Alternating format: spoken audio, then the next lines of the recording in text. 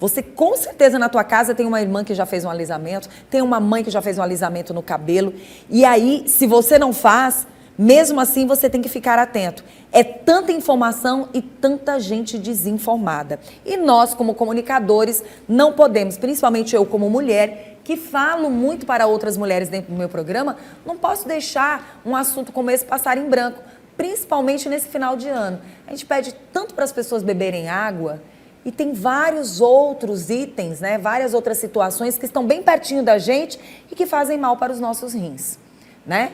Então a gente vai conversar com o doutor agora, que é o doutor Ginivaldo. Vitor, muito obrigada por o senhor estar aqui para a gente falar de um assunto que é sério.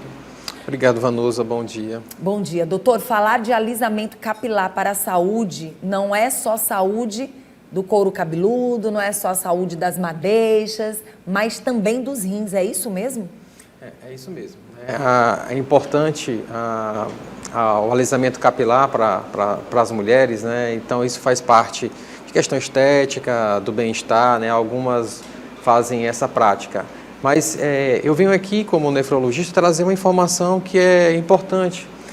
Faz tempo já que a Anvisa já proíbe a utilização de alguns tipos de substância no cabelo. A gente está acostumado a falar mais aí do formol, né, que tem um potencial cancerígeno, mas existe uma outra substância, que é o ácido glioxílico, que está presente em muitos tipos de alisamento de cabelo.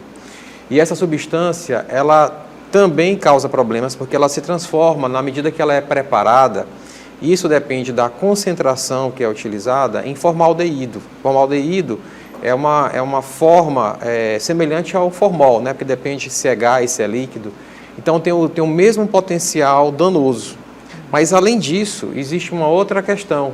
Nos estudos mais recentes tem sido observados que foram relatados já na literatura científica, relatos de mais de 26 casos de mulheres que tiveram insuficiência renal causada após o uso do alisamento de capilar utilizando essa substância. Então, por mais que essa substância ela seja proibida, a gente sabe que às vezes sobretudo em locais que não seguem essas regras, que essa substância pode ainda ser utilizada. Então, foi um estudo realizado na França. Eles chamam esse tipo de procedimento de alisamento brasileiro, para você ver como é um tipo de estratégia, como é um tipo de uso que é bem presente na nossa cultura. Para você ter uma ideia, essa substância ela já existe no mercado há um bom tempo. Existem grandes empresas como a L'Oréal que usam o ácido glioxílico, mas numa concentração baixa. E na bula, na recomendação do uso, nas orientações, orienta que deve ser evitado o uso próximo à raiz do cabelo, próximo ao couro cabeludo.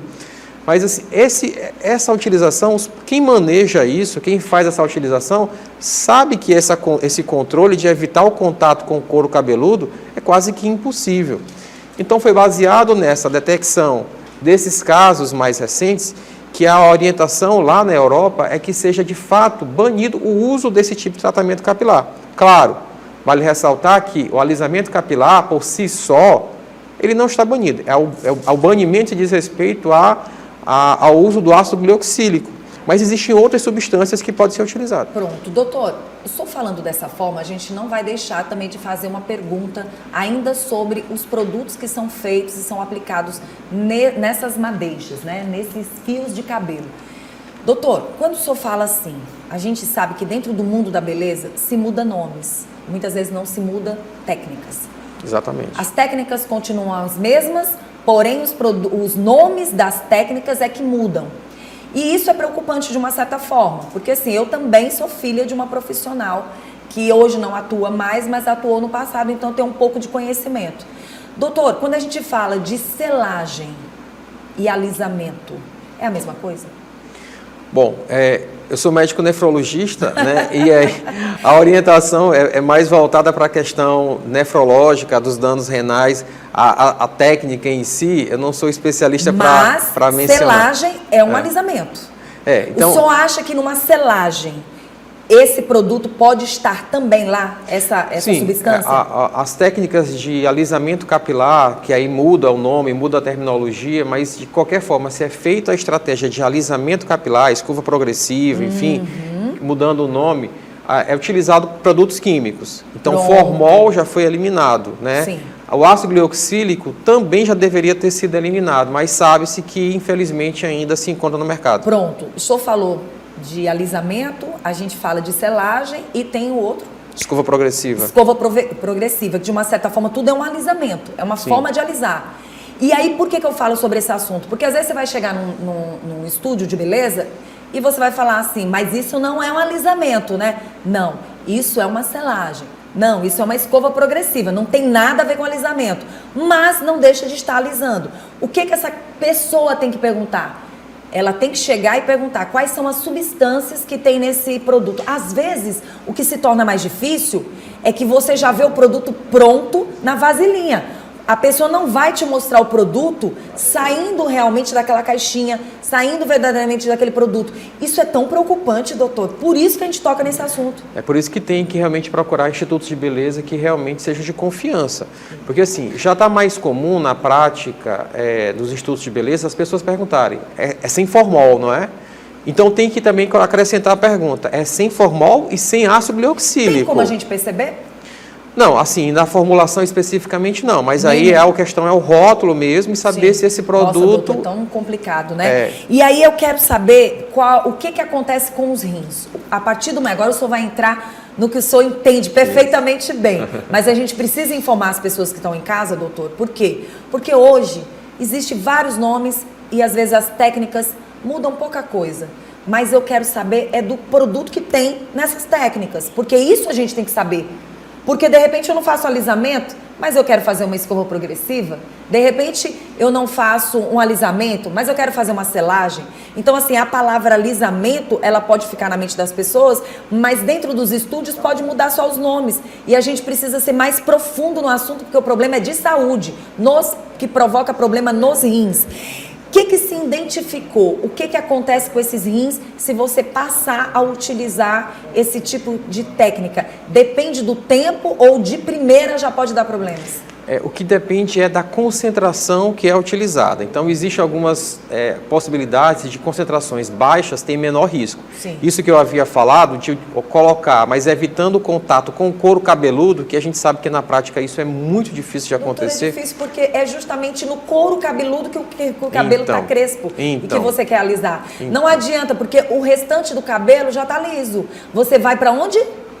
Justamente para o couro. Exatamente, aí que é a questão. Então essa substância ela é absorvida, e ao ser absorvida ela é metabolizada no fígado, ela se transforma numa outra substância. Nossa. E essa substância se acumula nos rins, causando então uma lesão renal aguda. Lesão renal essa que pode levar algumas pessoas até mesmo a fazer hemodiálise. Nossa. E o que se sabe, Vanus, que é uma situação que preocupa, é que em muitos casos essas alterações elas são quase que imperceptíveis. A pessoa desenvolve o dano renal, não sabe que tem e anos depois, de repente aparece com um problema renal sem saber qual foi a causa. Então as doenças renais, elas têm essa característica de muitas vezes serem doenças silenciosas. Sabe, as causas de injúria renal aguda, que levam o rim a paralisar, ou mesmo que ele não paralise completamente, mas que ele sofra um dano parcial, por menor que seja esse dano, isso aumenta a chance desse rim, com o passar dos anos, ele vir a diminuir seu funcionamento e até mesmo vir a levar a uma falência renal crônica, que aí a pessoa fica dependente de uma máquina de diálise pelo resto da vida. Doutor, se uma jovem começa a fazer alisamento nesse cabelo ainda cedo, digamos assim, lá com seus 16, 17 anos, ela já começa a alisar ou até menos, corre o risco dela ter falência renal ainda jovem, com seus 25, 26 anos? Sim, sim. A injúria renal aguda, a lesão renal aguda, ela tem um caráter de ser uma doença transitória. 90% pode recuperar se você tirar aquele fator causal. Mas à medida que você repete esse procedimento, ou se você estiver nos 10% que sofreu a lesão renal e o rim não recuperar, essa lesão renal ela pode se tornar irreversível já no primeiro uso. Doutor, essa informação que a gente está levando para o público é uma informação também que faz essa cliente ficar um pouco mais exigente. Sim. Olha, você vai alisar meu cabelo, mas eu gostaria que não triscasse nesse couro cabeludo. Né? Você também tem que passar porque muitas não vão nem saber se tem esse produto ou não. O que eu recomendaria seria verificar, confirmar que não tem formol e não tem esse ácido glioxílico. Uhum. e saber se o produto ele é regulamentado pela Anvisa. Pronto. No site da Anvisa, você consegue encontrar os produtos que são regulamentados para a utilização. Existem vários outros, né? Então, existe o tioglicato, carbocisteína, óleo de argan, que não são danosos, não geram problemas. Agora, esses outros, sim, eles são prejudiciais. Olhar a bula mesmo, analisar direitinho. Hoje no mercado, você encontra uma variedade gigantesca de produtos. Em todos os sentidos, em todos os sentidos. Daqui a pouco a gente vai ter uma maquiadora maravilhosa aqui e a gente sabe que tem produtos diversos.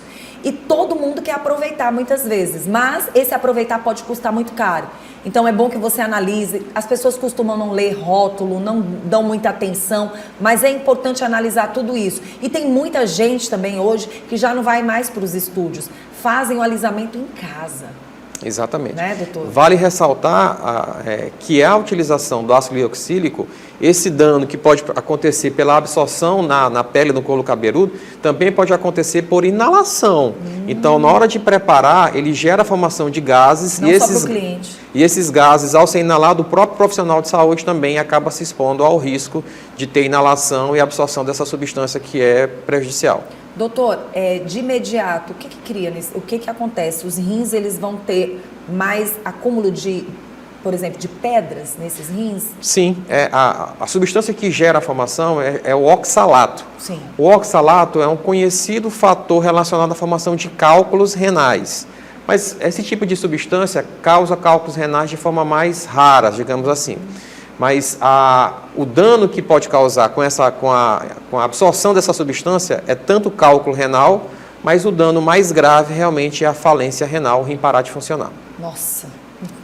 Eu acho que fica um alerta hoje para a população, para as mulheres que gostam de cuidar, né, dos seus fios, das suas madeixas. Não tem problema, você pode continuar cuidando, mas você tem que ser bem orientado.